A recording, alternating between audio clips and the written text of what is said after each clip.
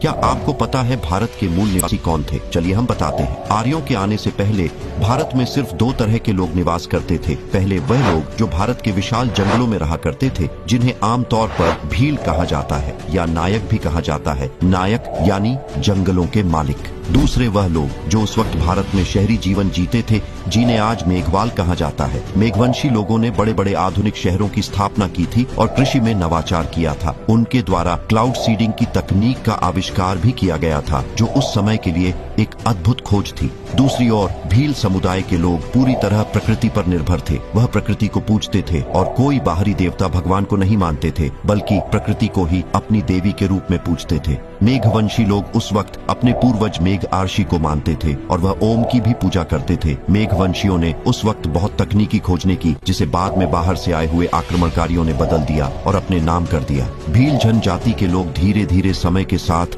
जब भारत के अन्य क्षेत्रों में पलायन करने लगे, तो उनके समुदायों के नाम भी बदलने लगे। आज भील जनजाति बहुत सारे समुदायों में बंट चुकी है। ऐसी ही और जानकारी की वीडियो देखने के लिए हमारे पेज को फॉलो करें और वीडियो को शेयर करें।